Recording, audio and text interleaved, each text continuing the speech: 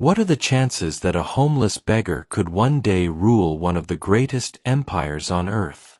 Imagine losing everything before you become an adult. Your home, your family, your future. Imagine wandering the countryside with no money, no food, and no place to sleep. Most people would spend the rest of their lives simply trying to survive. One young man did survive. But he refused to remain powerless. He would rise from the lowest level of society, lead one of history's greatest rebellions, overthrow an empire, and found a dynasty that would rule China for nearly 3 centuries. His name was Zhu Yuanzhang, and before the world knew him as the Hongwu Emperor, he was simply a starving beggar. This is the remarkable story of the man who climbed from absolute poverty to the dragon throne.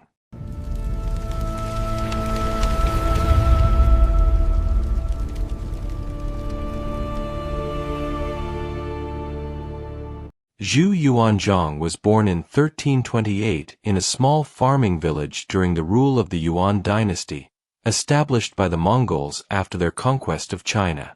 Unlike princes or noblemen whose stories often fill history books, Zhu entered the world with almost nothing. His family were poor farmers who worked tirelessly just to survive.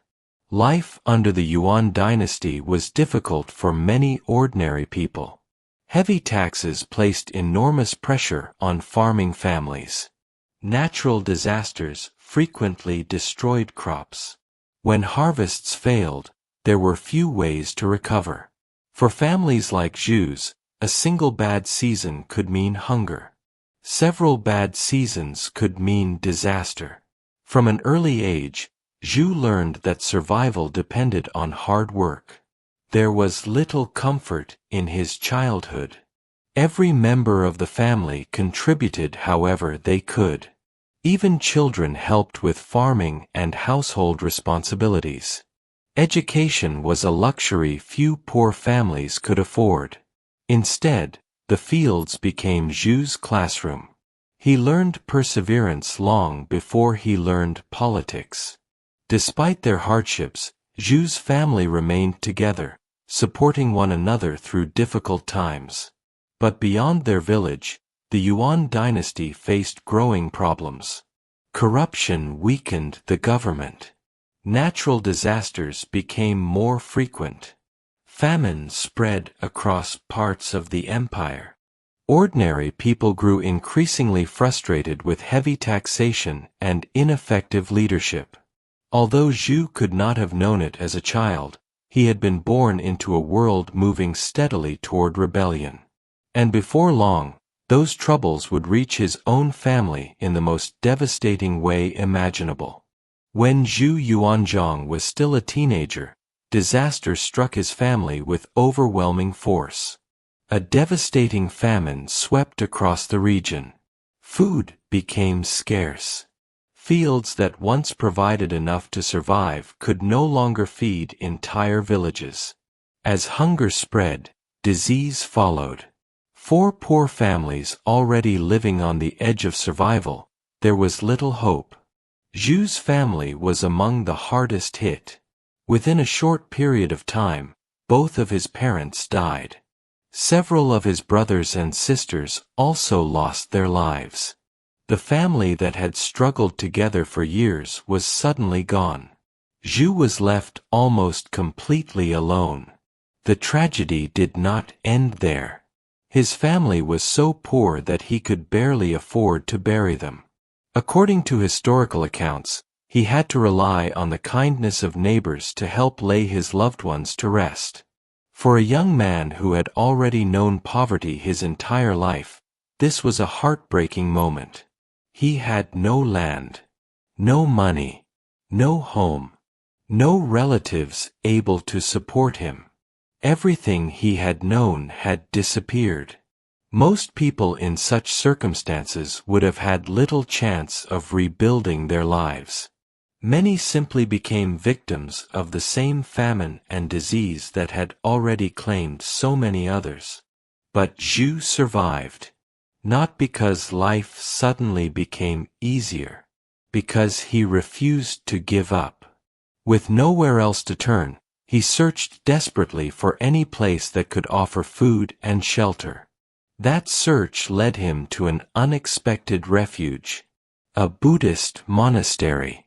He did not enter seeking enlightenment. He entered because it was one of the few places where survival still seemed possible. Without realizing it, Zhu Yuanzhang had taken the first step on an extraordinary journey. The orphan who had lost everything was about to begin a life that would change both him and the history of China forever. With nowhere else to go, Zhu Yuanzhang entered a Buddhist monastery. For a young man who had lost his entire family, the monastery offered something he desperately needed: food, shelter, and a chance to survive. He was not driven there by wealth or ambition. He simply had no other option. Life inside the monastery was modest. The monks followed strict routines of prayer, work, and discipline. For a time, Zhu found stability after months of unimaginable hardship. But peace did not last. The famine that had devastated the countryside eventually reached the monastery as well. Food supplies began to run out. The monks could no longer support everyone who had sought refuge within their walls. Zhu was forced to leave. Once again, he found himself alone.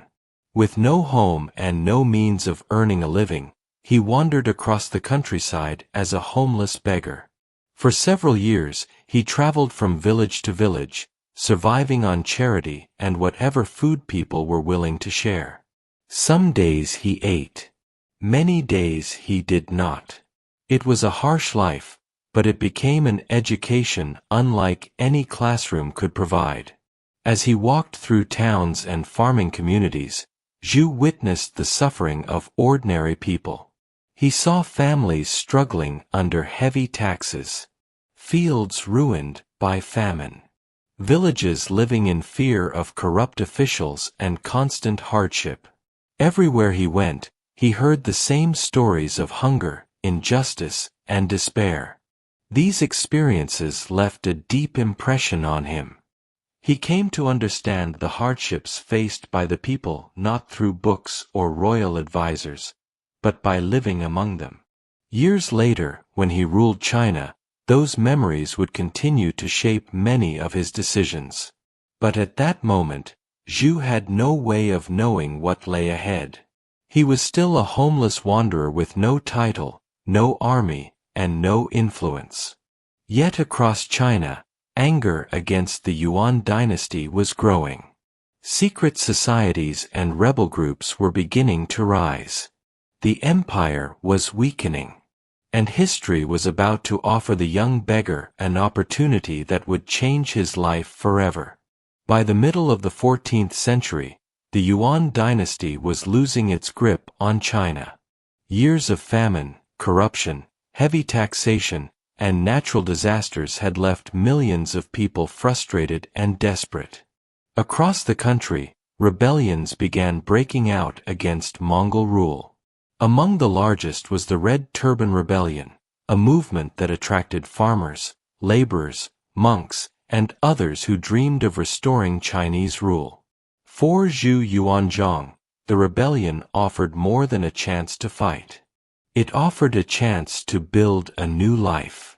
Around 1352, he joined the Red Turban forces. Unlike many new recruits, Zhu quickly stood out. He was disciplined, calm under pressure, and willing to learn from those around him. Rather than relying only on bravery, he carefully studied strategy, listened to experienced commanders, and earned the trust of both soldiers and leaders. His talent did not go unnoticed. Before long, he was promoted through the ranks and given greater responsibilities. But Zhu understood that battles were not won by strength alone. He surrounded himself with capable advisors, skilled generals, and intelligent administrators. He believed that success depended on choosing the right people as much as making the right decisions. As his influence grew, more soldiers joined his army. Cities and towns gradually came under his control. Unlike many rival leaders who fought only for personal power, Zhu focused on building discipline within his forces and maintaining the support of local communities. This helped strengthen his position while other rebel groups struggled with internal conflicts.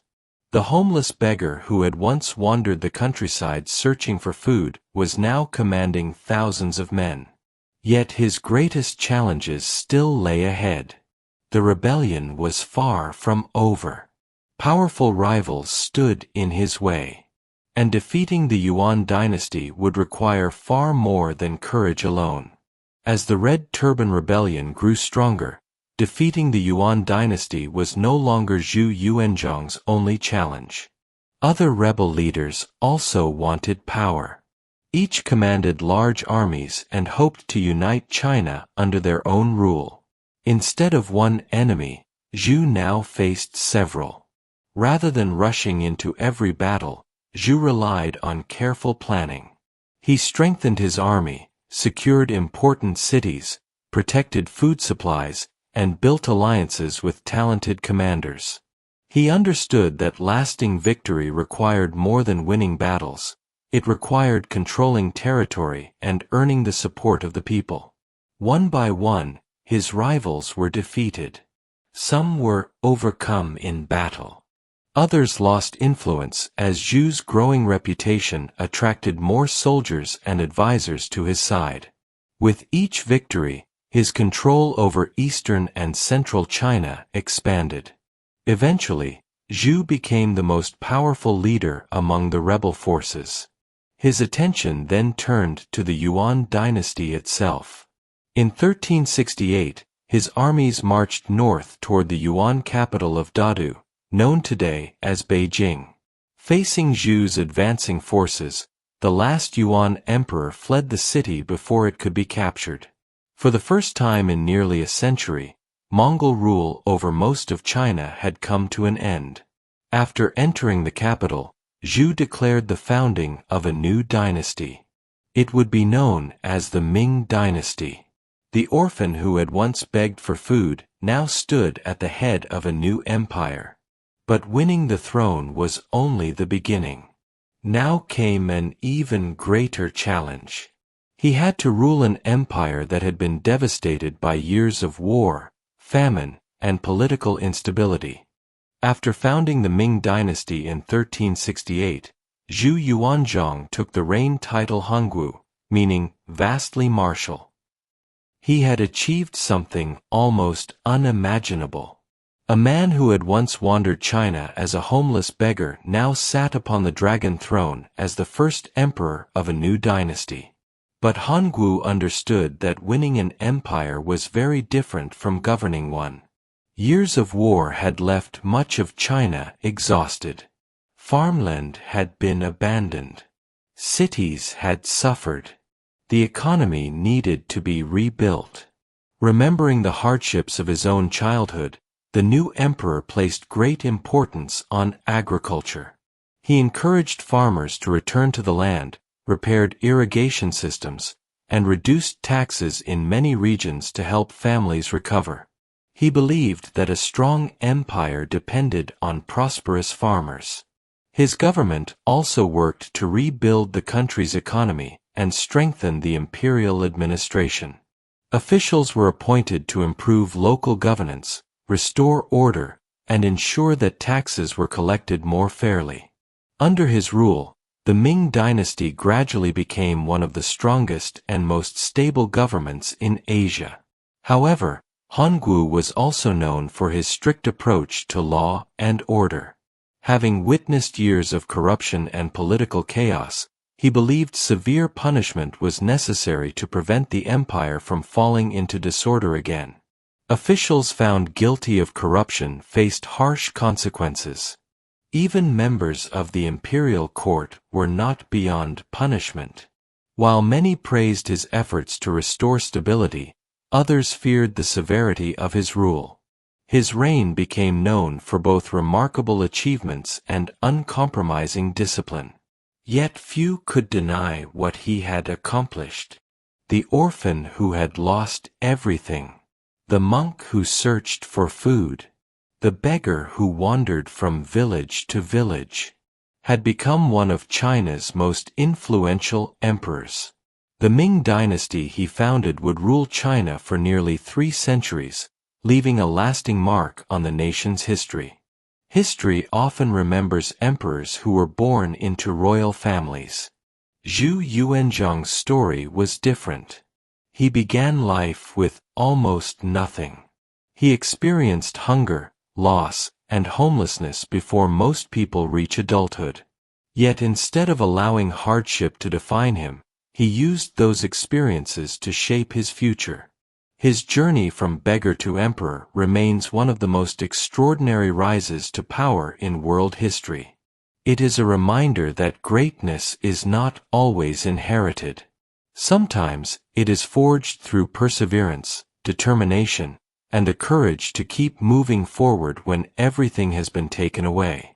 That is why, centuries later, the story of Zhu Yuanzhang continues to inspire people around the world, not because he was born to rule, but because he earned the throne against impossible odds.